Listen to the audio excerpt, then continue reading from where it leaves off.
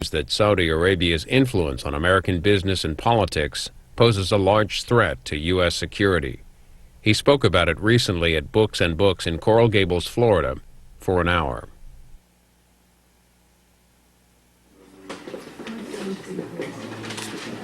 Good evening and welcome to Books and Books.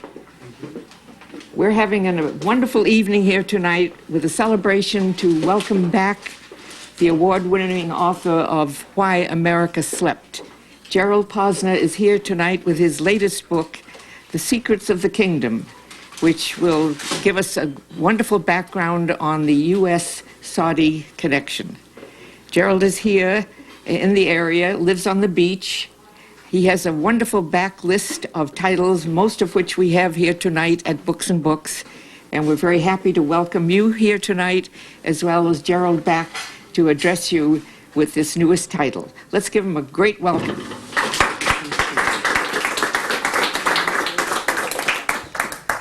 Thank you very much. It is wonderful to be back at Books and Books. I think the last time I was here was 2 years ago, together with my wife, Trish. We just had our 21st wedding anniversary, and last time we were here was 2 years ago. I was talking about Why America Slept.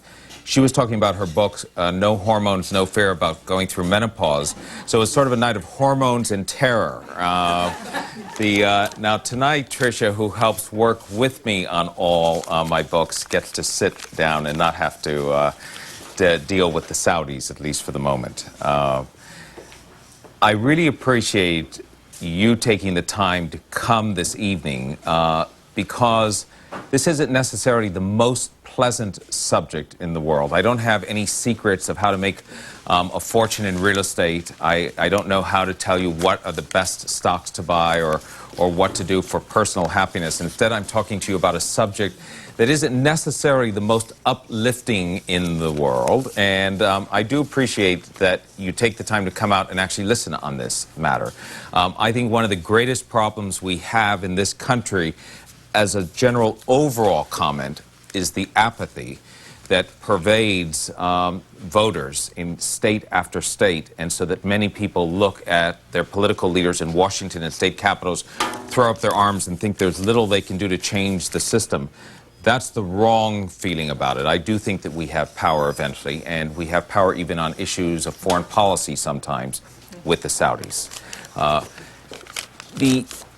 One of the things that I'd like to just start with for a second, authors will sometimes, those of you who have come to other readings or talks or that, know that authors will occasionally give you a quote or a citation from a recent review that they've had on their particular book, so that you may hear something from the New York Times or the Washington Post or Kirkus, and you'll say, that must be really a stellar book. And if you'll bear with me 1 second, I'm just going to give you a couple of pull quotes recently about Secrets of the Kingdom that you might find interesting.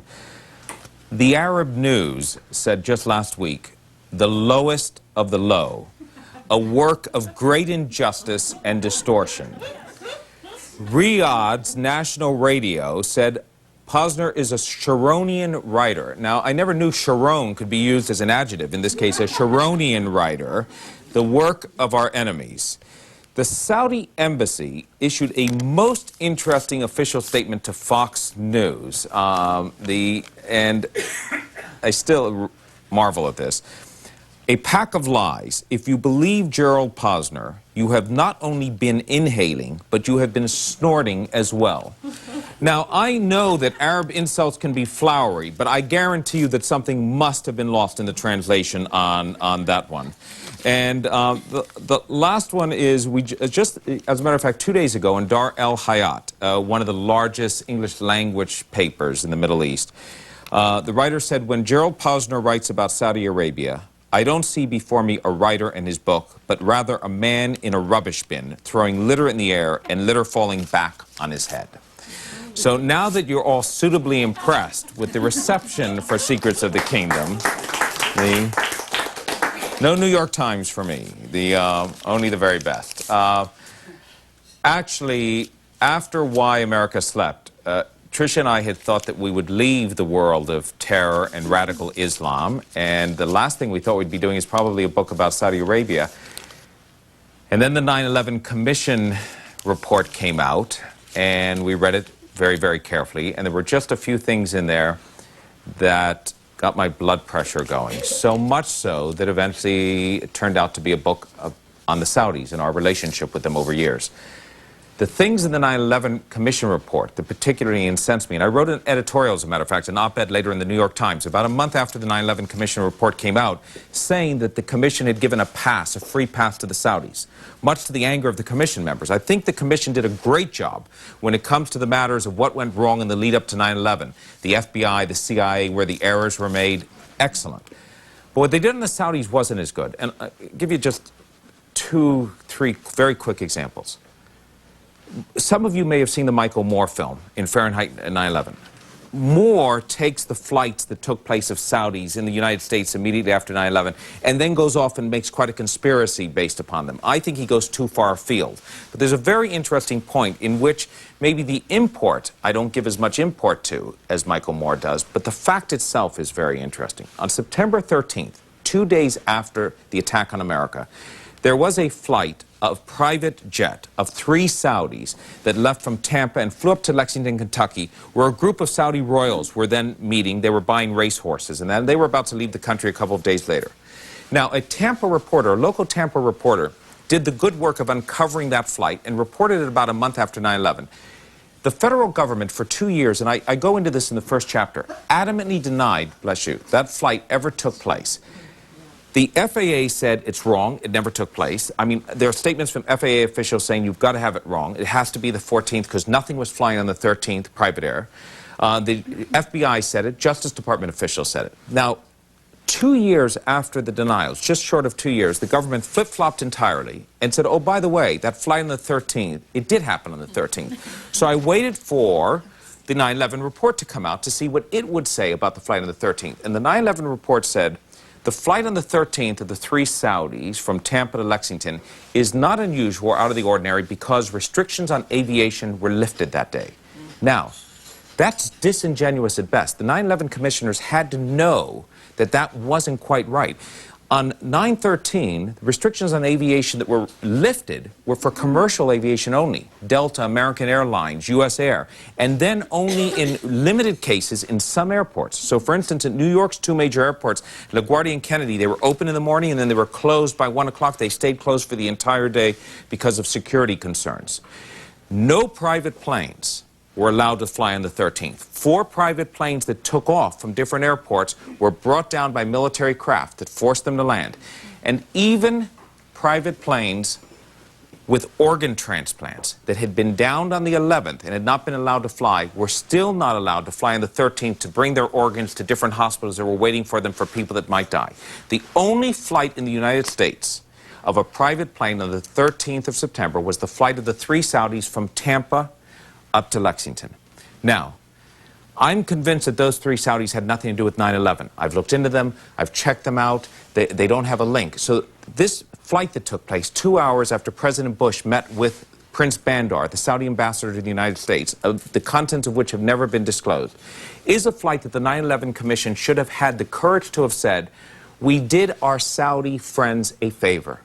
We allowed their nationals to fly around the United States at a time when no Americans were allowed to fly, and we allowed their nationals to be the first to leave the country 2 days later when no other nationals had left the country. But instead of saying that, they said, well, there was nothing unusual because aviation restrictions had been lifted.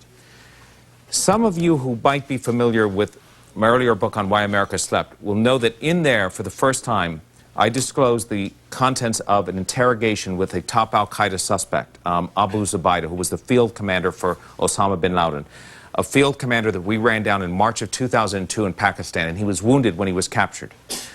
When Zubaydah was taken into custody, he wouldn't even give his name. And the Americans wanted to know at that time, what do you know? Is there another attack coming? Is something taking place?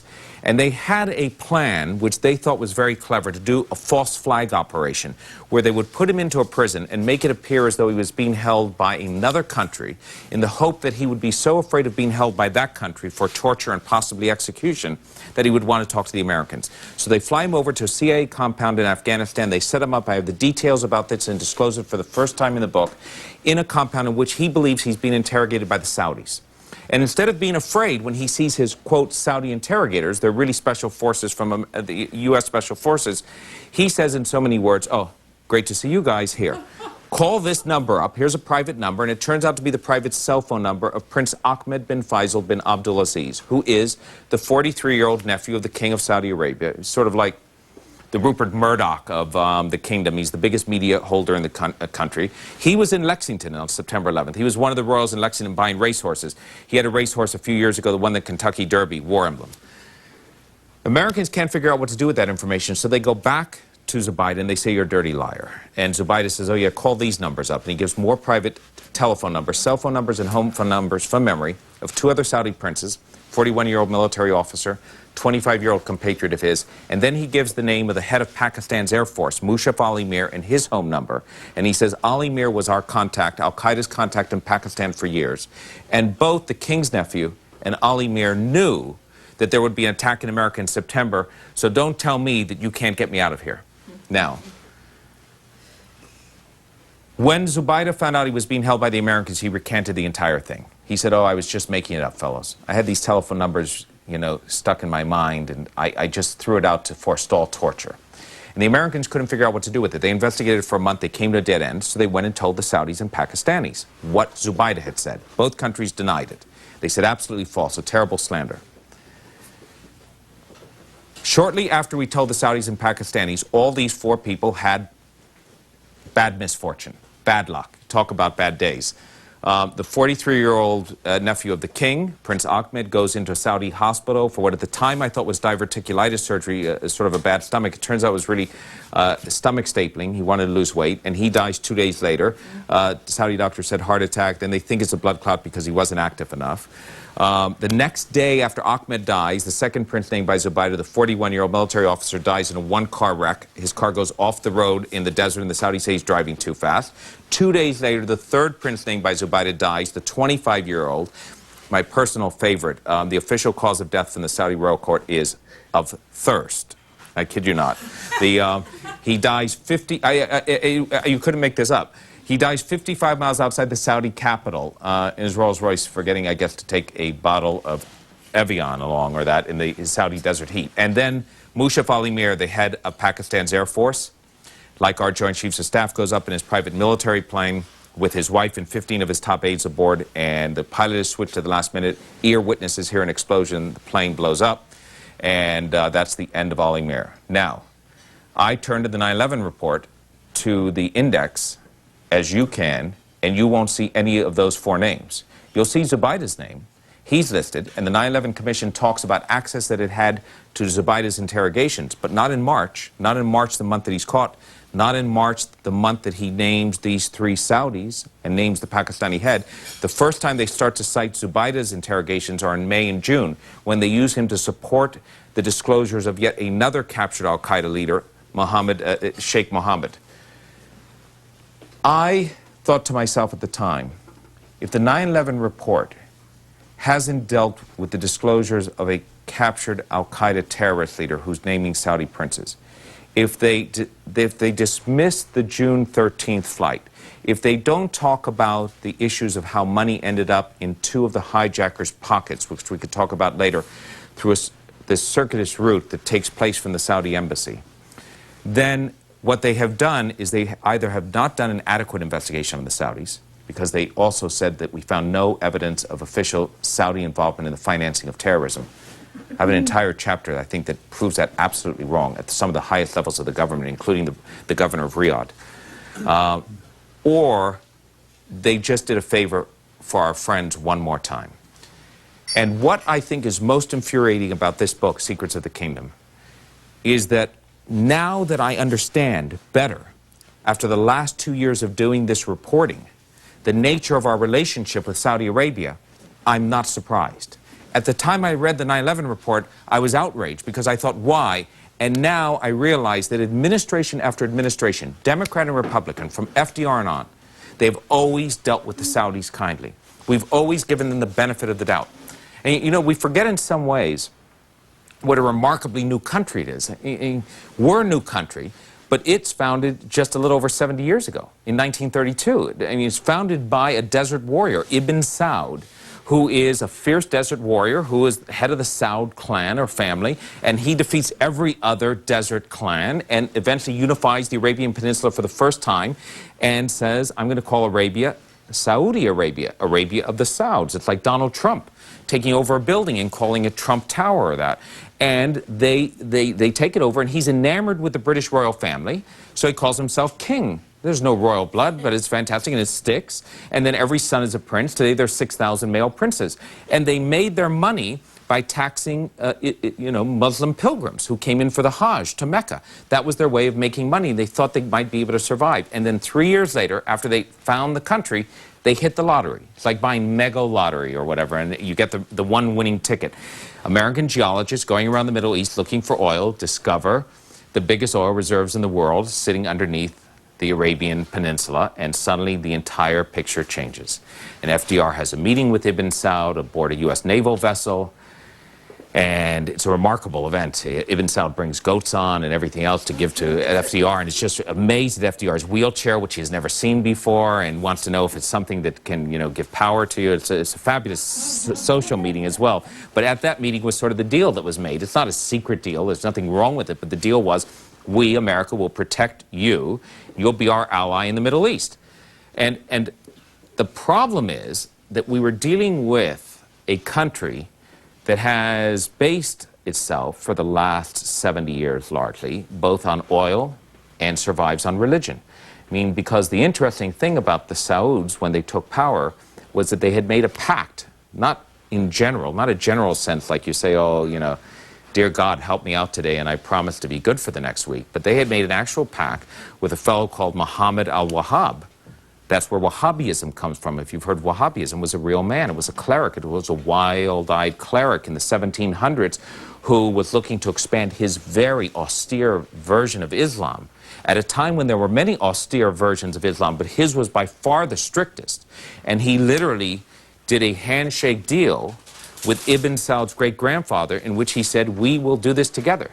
We'll combine my religious forces, my Wahhabi acolytes, together with your family's fighting power, and together we will take this peninsula. And it took them 200 years for both families to fulfill that. But the Sauds kept their promise. Wahhabism became the law of the land. The Quran and its interpretation was the only law. There's no constitution. And the religious police to this day control education, and they control the charities, and the Saudi family is involved integrally with that theological government that is part and parcel.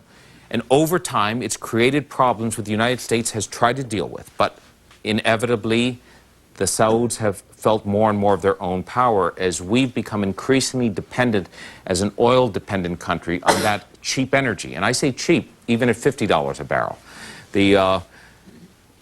In 1974, many of you remember the oil embargo.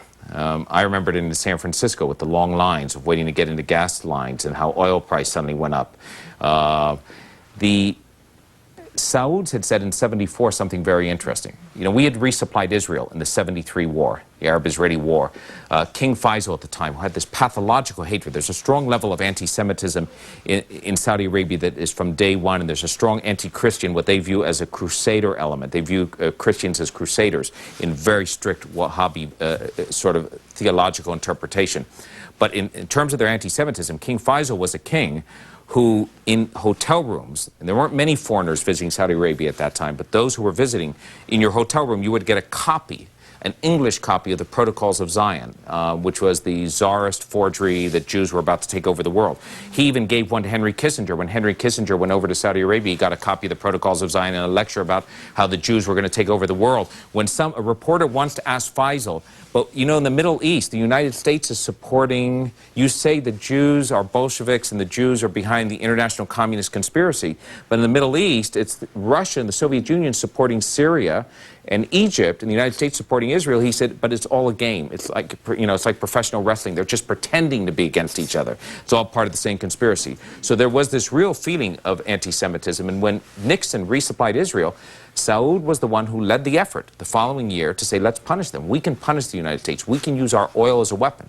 And one of the interesting things is, Frank Youngers, who was then the American head of Aramco, was called in a situation that's been described before and which I described in this book, by the king into his palace. And the king said, we're going to boycott America. We're going to boycott the 6th Fleet and the 7th Fleet. We're going to keep oil from flowing into Europe, and we're going to make sure that, you know, the Western powers are punished for what they did with Israel. And at that point, Aramco, the American oil companies, the four conglomerate, really were responsible for getting the oil out of the ground and putting it into the barrels and shipping and collecting the fees, and then they would give the Saudis a royalty. So Frank Younger said, how are you going to do this, you know, Your Highness? And he said, I'm not, you are. And Aramco was faced with this very tough decision of what to do. And they went along with the Saudis to large part. That boycott was effective. And it made the Saudis feel the price and the power of their product. So that the following year, in 1975, they said to us, look, we have a $140 billion plan to rebuild the kingdom into a modern country almost overnight. Now, come in and bid for this work. All you companies who are interested, Rockwell, Boeing, you know, come on over. We're here. We're open for business. Unless you happen to have too many Jews on your letterhead, you're doing business with Zionists, or you're doing business with Israel. And therefore, you're boycotted, because you know we have an official boycott against anybody like that. And what did American companies do? This is a remarkable thing. The Commerce Department looked into this in the late 70s and finally came out with the statistics over a lawsuit. Over 1,500 major American companies, you can go down the list, went along and complied with the Saudi rules that they not send Jews to Saudi Arabia, that they not do business with Israel. Architectural firms took off the Jewish names from the top of their letterhead. They cut out projects that showed they had done business for Jewish leaders so that they could get some of the business inside of the kingdom. And the kingdom enforced those rules for years until anti-boycott laws were finally passed in the United States. We would have said to any other country, we're not going along with it. But the lure of the dollar, the lure of the profits was so great that we did, in fact, go along. In the 1980s, the Saudis were there. They were helping us. Behind the scenes, what were they doing? They were sending $500 million a year to the Afghan rebels. We loved that because they made the Soviet Union into a quagmire in Afghanistan. It was tying up the biggest power around. They sent $32 million down to the Iran-Contras. They sent some of the arms over to Zaire at the time to fight anti-Soviet, to help anti-Soviet militias. They sent some money to South Africa because we had asked them to do so. So the Saudis would play a game with us.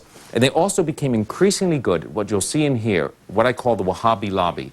You know, Israel has purchased more arms than any other country on the planet from the United States. That may not surprise you. What might surprise you, the second largest purchaser of all time is Saudi Arabia. So Saudi Arabia loses its battles occasionally in Congress. Sometimes it doesn't get its F-16s. Sometimes it doesn't get everything, but it gets its AWACS eventually. It does get the jet fighters. And it knows how to play the game in Washington as well as anybody. It hires the former officials. Everybody from Jim West, the former governor down in the Carolinas. It got Senator William Fulbright. It brought in Spiro Agnew. It gets the former heads of the CIA. It hires them on their payroll. Nothing wrong with it. Former government officials go to work for companies and register all the time as agents. But the Saudis do it. Prince Bandar, they're very effective at lobbying. And eventually you'll be surprised at the amount they get through Congress. One of the things that I think is interesting about Saudi Arabia is that they are very, very effective at playing what I call both sides of the fence. You know, George Bush said after 9/11, you're either with us or against us. In the case of the Saudis, and to a lesser extent Pakistan, is a bit of both ways. They're with us and against us. You know, people ask me sometimes, friend or foe? And it depends on what day of the week it is. I mean, there are days when they are a friend and days when they are a foe. It's a very schizophrenic relationship. And part of the reason that we tend to be confused by them, I believe, is that the Saudis that we deal with here in the United States seem really like one of us. What I mean by that, I'll give you an extreme example. Prince Bandar, the Saudi ambassador to the United States. He dresses in, not that we all dress in $3,000 Savile Row tailored suits, this is not one of them, but he dresses in the finest tailored suits. He's been to Oxford and Cambridge. He speaks English better than I do. He has a 65,000 square foot home in Aspen where he invites people up to go skiing during the winter. He plays tennis with the Joint Chiefs of Staff. He plays golf with Colin Powell. If you have him over for a dinner party, he's got a fabulous sense of humor. He tells self-deprecating stories about the king. And you look at him and you think, this isn't Osama bin Laden. This isn't an extremist. I don't understand this concept of Wahhabism. He's one of us. He's a Westerner who has a great amount of money and therefore is enjoying the best of Western lifestyle. And we forget that when they fly back to Riyadh, they put on the traditional robes and they go into the mosque on Friday and they listen sometimes to lectures, or they go to a school system that preaches a hatred against the West that the State Department has for the past 10 years been trying to correct, and since 9/11 has finally started to make some progress on. I mean, some of you might have heard just 3 weeks ago the U.S. military announced, not a starting statistic to us, but a lot of people seem to be surprised by it, that 42% of the suicide bombers in Iraq who have been identified, DNA and body parts, have not been Iraqis, but have been Saudis blowing themselves up, from 13-year-old Saudi kids to Saudi doctors who have been going into the mosque on Fridays and hearing the sermons about the Crusader being next door, even though this is supposed to be our ally in the fight on terror, who is supposed to have toned down the rhetoric inside the kingdom, and they're getting so incensed they're crossing the border and they're actually committing suicide to be able to stop us in our taking over of Iraq and making it into a Christian nation and an outpost inside the Middle East, a second sort of foothold after Israel. In this book, you'll also find something I think that the Saudis are particularly incensed with, and that is a chapter that I call Petro-Scorched Earth, or it's the name of a file inside the National Security Agency. I'll just very quickly tell you that it's based upon electronic intercepts of Saudi officials, from the embassy in Washington to officials back in the capital of Riyadh, and together to members of the royal family, starting in 1986. At a time when the Saudis were somewhat worried about Iran being a threat to them. Iran's embroiled with the war in Iraq. They're getting desperate at times. The Ayatollahs were taken over in 1979. They threw the Shah out. The Ayatollahs hate the Saudi royal family. They preach against them all the time. They say they're corrupt, terrible family, and that the Iranians should, for the Shia branch of Islam, take back Mecca and Medina. The Saudis are worried enough that they start to talk about what do we do in case the Iranians come in about our oil fields.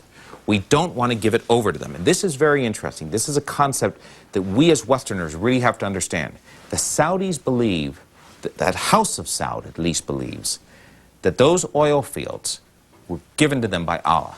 Forget the fact that dinosaurs had to die there 2 million years ago and eventually had to form the entire process that eventually led to this great earth. But they believe that they took it over in 1932, and the Prophet therefore allowed oil to be discovered in 35, and that they have built up this tremendous infrastructure. It's an amazing infrastructure. They have the 750-mile pipelines. Their facilities are hundreds of acres big. It's very sophisticated. It's not just oil wells here and there. And their feeling was, we were given this. It's our birthright. We've created the infrastructure to produce it and sell it. We're not going to give it to our enemies, the Iranians, if they come in. Just like Saddam Hussein, when he left Kuwait, set oil fires as he was leaving it to make it difficult, they thought, what can we do? So they started to talk about placing conventional bombs at some of what they had as their panacea targets, the big open targets that would really slow up an advancing army. Then in the early 90s, in 90, Saddam Hussein invades Kuwait, and the Saudis really get nervous about losing the oil field, so they invite us, the infidel, in to protect them in terms of the army. But they also go further in terms of thinking what they can do to now put explosives inside their own system. And according to these intercepts, in the early 90s, 91 and 92, they placed a series of conventional bombs at key points along the infrastructure together with what they called RDDs, radiological dispersal devices, that would let off small levels of radiation that wouldn't kill anybody, the equivalent of what we call a dirty bomb, but would contaminate certain areas of the infrastructure so that people could not get in for several years to fix them. Now, here's the question the NSA doesn't know. The NSA is not sure whether this system's in place as the Saudis have said on these intercepts, or whether the Saudis, knowing that they might have been listened to by Western intelligence, were like good poker players and made it sound even better than it was, in the hope that if they started to fall, we, the United States, would be so nervous that they were about to blow up the infrastructure of the world's greatest oil producer, we would rush over to save them. There are two things about it that make it very interesting. The Semtex that was used in 91 and 92 that the Saudis used was unmarked Semtex that has a 20-year shelf life. So at the very worst case scenario, we have to live to 2011 or 2012 with the possibility that we could lose a third of the world's oil supply if things go badly in the Middle East. After that, the useful life of the explosives are over and the system is useless. Before that, We could send in international inspectors, that old phrase, international inspectors, Iraq, it sounds too familiar, to look at the Saudi infrastructure, not their military secrets, not their military, but to look at specifics in which I name in this book. I talk about Abqaiq, the biggest of the oil processing facilities, and in there say that 3 of the 10 cylinders are rigged. Those 10 cylinders are enormous. They're almost like a football field in size at some point. Those can be checked. There's an absolute truth to whether this exists in its full or whether it doesn't. But the Saudis have adamantly denied it. And not only that, but just a week ago this past Thursday in Vienna, at a meeting of the International Atomic Energy Commission, they asked for an exception. Now, they have signed the Non-Proliferation Pact. That's great. But they asked for an exception from anybody coming in to look at their country for even nuclear devices. They said, we think that we should have an exemption as a developing country, that we should be able to have small amounts of radiation and plutonium in our country as long as we don't have a weapons building program. And we don't want inspectors coming in to look at any of our facilities. So the question I have is, post 9/11, what will the Bush administration or any future administration do about this issue? You might remember that when we were dealing with Iraq, George Bush said, we can't be sure. Let's say we can't be sure on the weapons of mass destruction in Iraq. In a post-9/11 world, we can't err on the side of being wrong. We have to assume that if weapons of mass destruction are in fact there and could fall into the hands of terrorists, it's too dangerous not to be aggressive on this front. So my question is, regarding the House of Saud, we have gone over with members of the Treasury Department and given them a list of things to do to cut back on the money laundering and the funding of extremism and terrorism. And they've implemented a few of them, but for the rest of them, they just continue to ignore them and they say we'll get to them eventually. We asked them continuously to open up the country to a little bit of political reform. They had elections in February for a provincial council. It sounded like they were really moving forward. You've probably seen that. Half the council was elected, half was appointed by the king. They can't make they have no decision-making power at all. They can only give advice, and then the king gets the final say. Of those that were running, of course, women couldn't vote. 14% of the eligible voters finally voted. The religious fundamentalists were those who were elected to office. So that was their extent at looking at democracy. 3 prominent writers came out 2 weeks ago and protested those parliamentary elections and said they were a sham. They should be opened up to a much wider group of Saudis, including women, and we should have new elections. And you know what happened to them? They were given a quick trial and sentenced to 6 to 11 years in prison. But you don't hear one thing from the State Department protesting human rights abuses inside of Saudi Arabia because we are afraid of insulting our good allies, the Saudis. The problem in Washington is that if you go and talk to the people in power, they believe the only options are either the House of Saud, with all its corruption and its hold on Wahhabism, or an Islamic fundamentalist government like an Osama bin Laden and a Taliban-type government. So they said the Sauds may not be that good, but they're better than the alternative. And I'm convinced those aren't the only 2 alternatives. That there is a way, if the United States was aggressive enough with it, to slowly push the more progressive and reformist elements in the Saud family to open up that country a little bit for reform, not Western-style democracy, but little bits of reform on human rights and other issues and the standing of women, so that eventually they aren't going to have an explosion from the bottom that will throw them out of power like the Shah of Iran fell. You know, the king is sick. The king is 83 years old. King Fahd, he was in the hospital recently. They thought he might die, and then he pulled out. He had a stroke in 1995. He's been wheelchair-bound since then. The country is run by the Crown Prince, Abdullah. That's who was holding George Bush's hand down in Crawford. It was the Crown Prince, not the king. When the king dies, Abdullah will take power officially. He'll become the king. And the Crown Prince will most likely be, it's hard to, you know, the Sauds don't have an official line of succession, but it will probably be the defense minister, Sultan, who's 79. So we're not talking about the youngest fellows in the world taking over the kingdom. The real question is what happens after them, the next generation of Saudi princes, those in their 50s and 60s, the Bandars of the world.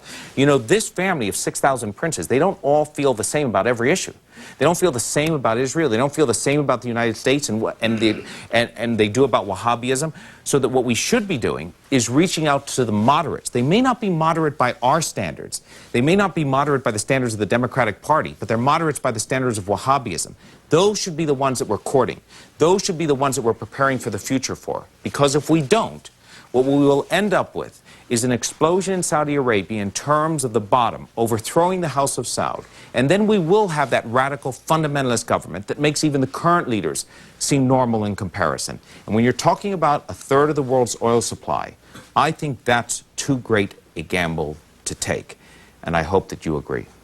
Thank you very much.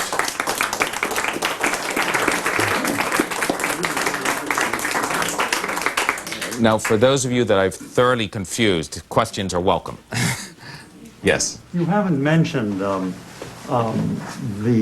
company that Bush 1 is a partner in that does so much business over there, and that a lot of other Americans, having been in the government, are partners of, and what role they play.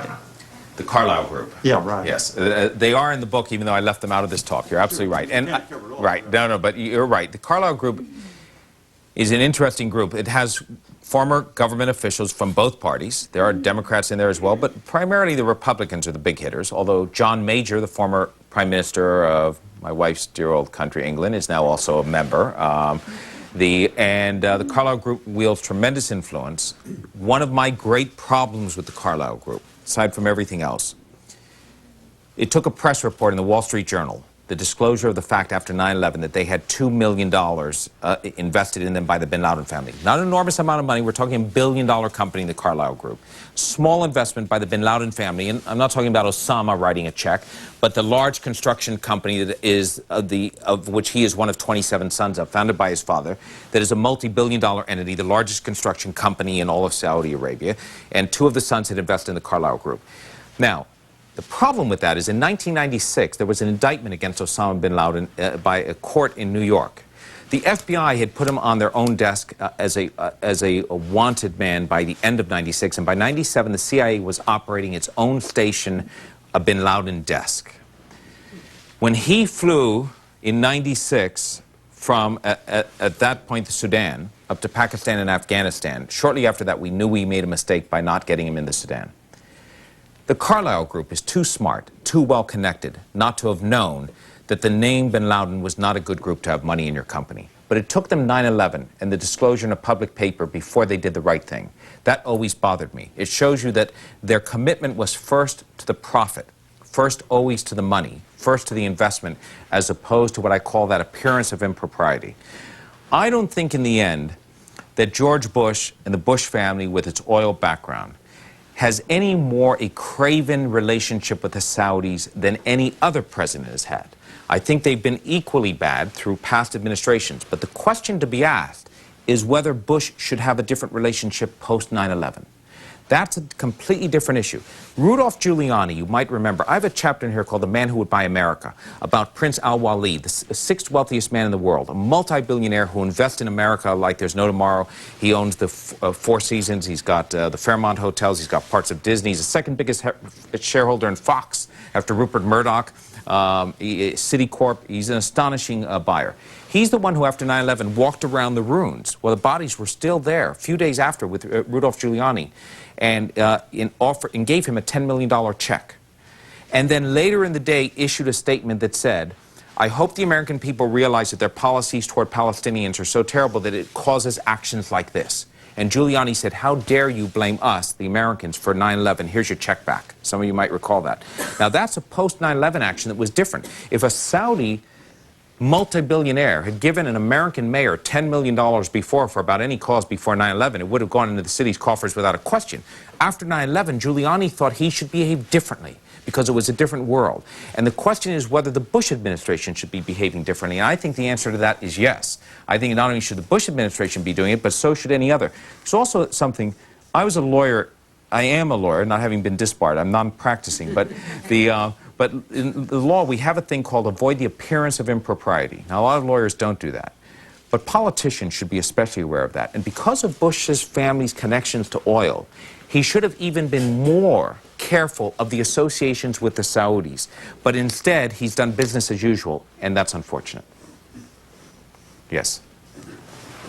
Not directly related to what you just said, but do you have an opinion of why Bush went to war in Iraq?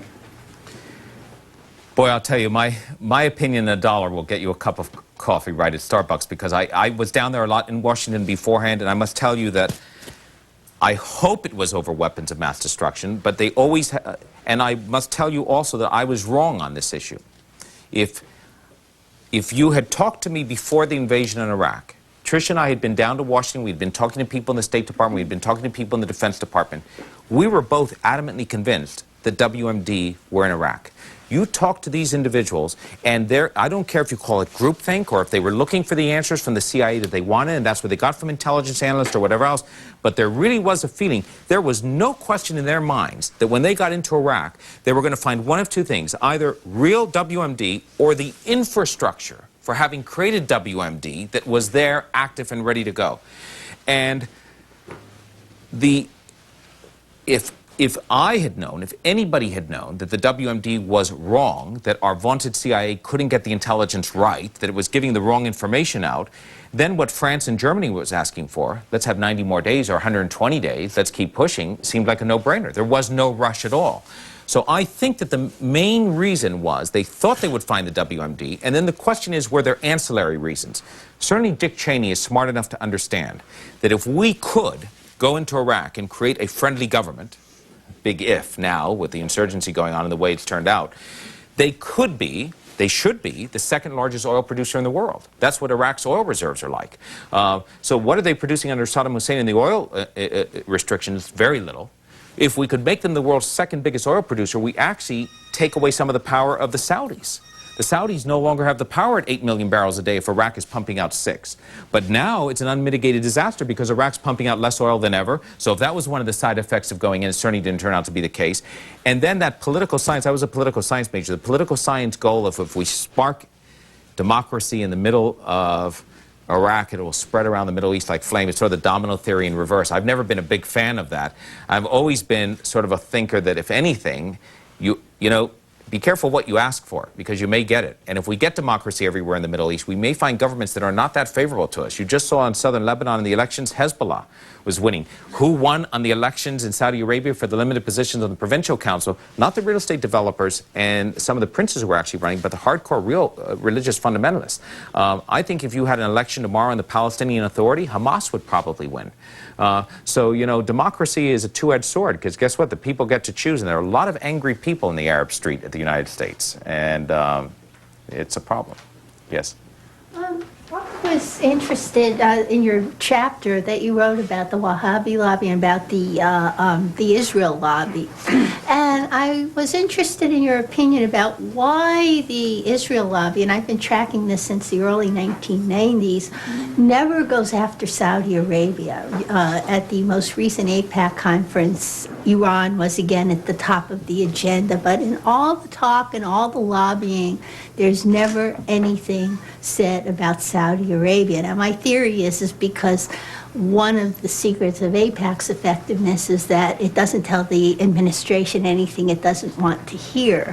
What is your take on it? Is it intimidation by the Wahhabi lobby? Is it just the fact that being anti-Iran, because being anti-Iran makes you pro-Saudi, at least in terms of our government, that it somehow placates the Saudis to have the U.S. government be so stridently anti-Iranian? Yes, it's very interesting. I don't think that it's intimidation by the Wahhabi lobby that scares the Israelis off. I think part of it is, and I'm saying this without knowing this is AIPAC's reasons, but from watching them and observing them, and I agree with you, they aren't as aggressive with Saudi Arabia as they are with many other issues. It's a matter of figuring out where they can best spend their own resources and their time. And they're very aggressive, as you know, on many issues. They don't let things off. I think if they had an even larger staff, more time, and there were 26 hours in the day, they might also include Saudi Arabia. But you have to remember that Saudi Arabia has at times, although it denies this adamantly, cooperated together with Israel. Remember, Iran, Contra, and arms to Iran was a backdoor way. I mean, it is interesting that Saudi money bought the arms to a third-party intermediary in Europe who sent Israeli arms that were earmarked for Israel from the United States over to Iran shortly after Reagan came in power, although everybody denied having anything to do with it and all blamed it on Khashoggi, who was the middleman. So that the idea that the Saudis had cooperated all with the Israelis, had anything to do with them, was just, you know, vehemently denied inside the kingdom, and the Israelis denied it as well. But the Saudis are pragmatist in the end, at least the Saud family. They are really pragmatist, and although publicly they have come up with a peace plan that may not seem very tenable, it's a peace plan that says withdraw to the 67 borders and give up all of Jerusalem, and that's not going to happen. Implied in there is if you did that, we would recognize you. which is heresy to the bin Ladens and that of the world. They can't even believe that they've gone to that extent. So I believe that Israel, on the one hand, will allow someone like Gerald to come out, the former Israeli ambassador to the United States, and publish a vitriolic book on the Saudis that they hate to this day. And still, as a matter of fact, I've been compared to gold, so I know that's a good sign. So they will allow that to happen. But you're right about AIPAC. They have generally been kind when it comes to the Saudis. And if they are using an effort as behind the scenes.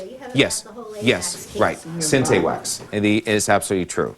And I'm not sure really if it's because they think there are other fires that are more important to fight first. I'm not sure. Yes. What really bothers me is that although we, as the American government, has been friendly with the Saudis since Roosevelt, FDR, we know that the Bush family is particularly friendly with the Saudis. And the journalists and the writers have not, really, put that out there. And I guess I'm a very depressed Democrat and liberal and progressive. And we know that excuse me, the Saudis were at least 85% of the attackers on 9/11, and we know that they definitely supply the terrorists with the money and with the wherewithal to do their terroristic acts. So it really bothers me that although we know this, we don't really put it out there. No, I'm infuriated by it myself, and I must tell you, it's very interesting. We've talked about this recently, Tricia and myself. This has been one of the most, this is my 10th book, and this is one of the most frustrating book tours in the sense that we are talking to young producers on CNN and Fox or wherever else on Air America saying, here's the story on the Saudis, and their answer pretty much is, gee, we know that. I got a review in the Washington Post a week ago that said, you'd have to be in a cave for the last 40 years not to know the Saudis are bad people. This is all known. But I'll tell you something. I must have been in the cave because until I went ahead and did this research for 2 years, I knew they may not be the nicest people in the world, but a lot of this was news. And the things that aren't reported are really interesting because they don't get any coverage. In 2001, before 9/11, the Crown Prince, Abdullah, was really getting infuriated about the U.S. position on Israel. He was watching Al Jazeera, evidently, and seeing the positions of the Intifada and what was happening inside the Palestinian Authority and was furious over Jenin. And he wrote a letter to Bush the Younger about how terrible the U.S. position was in Israel and how it would really strain Saudi relations with the U.S. And 9/11 came just after he had sent that letter, and so the Saudis weren't able to push it. But before 9/11 came, when the letter had arrived, and before Bush the Younger had called, Bush the Elder called up the Crown Prince and said, don't worry about my kid, in so many words. He's got his heart in the right place. He'll come around, he knows what's happening. I mean, first of all, if my father had done that, if I had been president of the United States, I'd want to throttle him, right, for the embarrassment. But it's remarkable to think, you talk about the relationship with the Saudis, that the father, the former president, could feel comfortable enough to call up the Crown Prince and say, don't worry, he'll be okay. And then, one of the things that is a surprise to some people on this, if you've read Senator Graham's book that had been out, or if you read this, and I go into this in detail, there were 2 people inside of Southern California, 2 Saudis, who were Saudi intelligence agents. I say this, I say it all the time. They haven't sued me. They keep denying it, but okay. One of them, Bayoumi, was working for the Saudi Civil Air Aviation, a government agency, receiving $2,800 a month and never appeared at work. It was a fake job in which he got money to live on. He was reporting on Saudi dissidents in Southern California. That was his role. The second person was Omar Bosnan. These 2, also a Saudi intelligence agent in Southern California. Now, this is very interesting. 2 hijackers come into the U.S. who were involved in 9/11, Al-Madar and Al-Hazmi. They were at a summit meeting in Malaysia, in Kuala Lumpur, in December of 1999. The CIA knew that these 2 men from the Middle East, they didn't know who they were at the time, were traveling up to Malaysia because they had picked up intercepts of a known terrorist leader in Malaysia talking to these 2 guys in the Middle East. They asked Malaysian intelligence to monitor the meeting. Malaysian intelligence videotapes it, but they don't have any audio surveillance. The CIA then gets pictures of these 2 men from the Middle East. They run them through all our computers here in the U.S. and they identify them from visa pictures because they have permanent visas to the U.S. And they come and they enter the U.S. in January of 2000, 19 months before the 9/11 attack. So al-Hazmi and al-Madar are in the country. Now, there's a little problem on it because the CIA doesn't tell anyone and no one knows about it until a month before the attacks, even though they're living openly in San Diego and they have driver's license in their own names and they have Social Security cards and they buy a 98 Toyota Corolla and they open up bank accounts at the Bank of America. That's another story. But here's the interesting part about the Saudis. The day that these two men arrive at LAX, they leave LAX and they said, let's go to a restaurant. We're hungry. So they go along and they find what looks like a Middle Eastern restaurant. They go in there. Now, on that same day, Bayoumi, who is a Saudi intelligence agent, goes and stops at the Saudi embassy, at the Saudi consulate, and then goes out and says he's hungry. So he drives like 40 miles out of his way and ends up at the same restaurant. And he hears the two men behind him talking Arabic, and he starts to talk to them and finds out they just arrived. And as he would do, being a very friendly fellow, over the next year and a half, he gives them $40,000 so they can get settled in the United States. Typical things that you do when you run into a couple of people from the old country.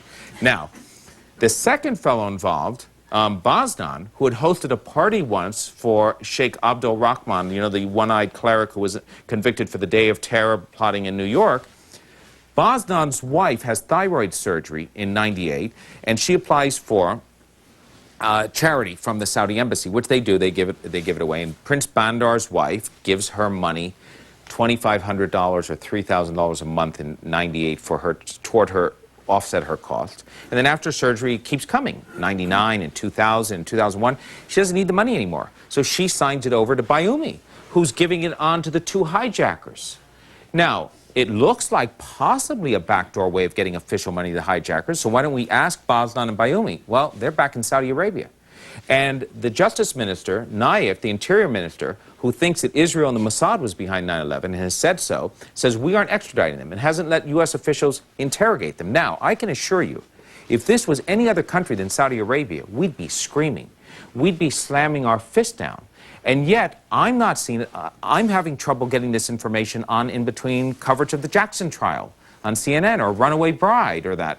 So, you know, it is a frustrating process because we will focus on this issue if it is given to us on a silver platter.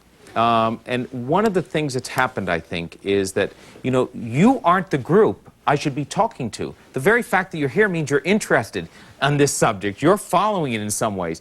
The people that should be listening to it are somewhere outside, but, you know, you can't do it. So that, in a sense, we're talking to ourselves. But it's a very frustrating process. And I don't know if those two people are involved in 9/11 or if they knew what the hijackers were up to or anything else, but I know we don't have the answers to it. And are we pursuing it? Evidently not. Yes. Energy is required to run the commerce in this country. Without energy, we stop.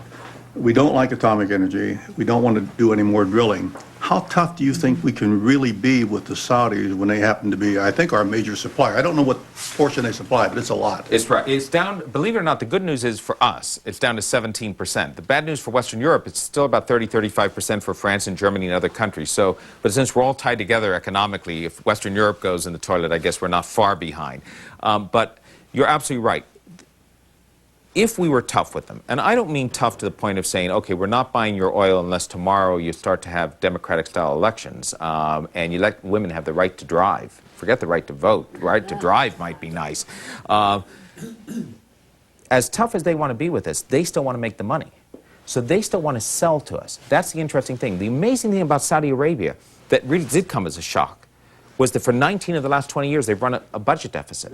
Yeah, it's really remarkable that they have a $200 billion deficit, that they continue to spend a third of the country's income on military technology, and schools and hospitals get less and less. The 25%. Yeah, well, we spend it as fast as it comes in, right, on all the newest tech toys for military. I agree. But the amazing thing is that they have squandered much of the wealth of the country, so they need this money. The $50 oil helps them get back in the black, as it is. So they want to sell to us. It's going to take a pretty grievous error on our end to have them actually turn around and not sell. So I think that the question is, and this is a side question that we have to ask ourselves, isn't it great that we are having this war? You read about the 5 young soldiers killed the other day in the bomb that just exploded. We're having a war where body bags are coming back of men and women in this war in Iraq. We're spending another $90 billion on it. and yet we here in the country don't have to make any sacrifice. It's the first war I've ever known of in which a president's never said, by the way, you know, you're going to have, forget rations, you're just going to have to cut back a little bit. I mean, after 9/11, we were told to support the economy, show our patriotism, go out and shop. Today, there's no talk even about putting back a 55-mile-an-hour speed limit. You know, we did that after the oil embargo to save millions of gallons. Maybe it wouldn't be passed, but nobody even mentions it as a possibility. No one says you don't need your second SUV or anything like that because we don't need conservation. You know, that's not the... So I don't know why we're not asked on our end, not that we're going to solve the problem, to make a little bit of help toward the end. One more question, then I'll also stay afterwards to those of you who want to come up. Yes? Yeah, I was going to say this kind of a little background. You know, with Noriega, he was our ally with the Panama Canal, but when he turned against us, like when, you know, capturing the hostages and everything else, yeah, he was our best friend. We did deals with him. He fought the Contras for us. But, you know, in politics, if you want a friend, get a dog, as they say. So he was our enemy. So how come this didn't apply also to Saudi Arabia? Like, say, okay, now you're our enemy now, and we're sending in the 82nd Airborne. Well, I think that the Saudis have been clever enough to make sure that we are convinced in Washington that we need them. And that means the House of Saud. And they've done it very, very well, even though through 98 and 99, there's now fairly clear evidence that they allowed money to continue to flow to al-Qaeda in the hope that al-Qaeda wouldn't bring the war back to them. That's sort of like in the past. It's forgiven now. And I do think that behind the scenes, well, they aren't doing it publicly, the Saudis provide some help that the Americans are pleased with. And I'll give you a perfect example. In the Iraq War, the Saudis allowed U.S. transports and planes to take off from Saudi bases, and they allowed AWACS access to Saudi airspace, and they gave us some logistical support as well. They didn't advertise it because they don't want the person on the street who really doesn't like America that much to know they were helping America fight a Muslim brother. But they gave enough help to the administration could say, you know what, these guys really aren't that bad after all. So whereas Noriega actually became an enemy in that sense, to the Saudis, they're just smart enough to know when to clap us on the back and give us a bone or two, and then at the other hand, play tough. And when we criticize them over something, they say, we're working on it. And last thing, and then I'll let you be free with all of this, but I wish there was something more uplifting. A few days ago, you may have seen that the State Department issued a report that actually, for the first time, it actually buoyed my spirits. They said that Saudi Arabia is one of 4 Arab countries of 14 nations that sanctions may eventually be put against because of human trafficking. Women who were brought in for sex trade, or third world migrants who were brought in as indentured servants. And I thought that's really remarkable that they were allowed to include Saudi Arabia, because normally we never include them on a list like that. It's the first time I've seen that. The Saudis denied it. But see, this is very typical Saudi. First 2 days they said this is just rubbish. You know, I mean, how did our name get listed on this country? It's not true. Then, like in the last couple of days, they've issued a couple of statements and said, you know, you are American friends. You're clever. We'll look into it, and if there's anything here, we'll make sure that we'll take care of it. So they know how to play us eventually. So now they'll look into that for the next 10 years. Remember, this was a country that didn't ban slavery until Jack Kennedy asked for it. They had banned slavery officially in the 1940s, but slaves continued to exist. Every prominent Saudi family had a black slave in Saudi Arabia. When the Crown Prince came to New York and stayed at the Waldorf and brought his slave Merzouk, it was like a big cause of consternation. And Kennedy actually asked them to officially end it, and they did. So they were late to the game. But they, you know, that's their sort of answer, is we're working on it. And they pulled that one on us for a long time. All right. Thank you very much. Thank you. Thank you very much. Thank you very much. Gerald Posner is author of 9 books, including Why America Slept, The Failure to Prevent 9/11, and Case Closed, Lee Harvey Oswald and the Assassination of JFK. His latest, Secrets of the Kingdom, is published by Random House. Visit at random.com for more information.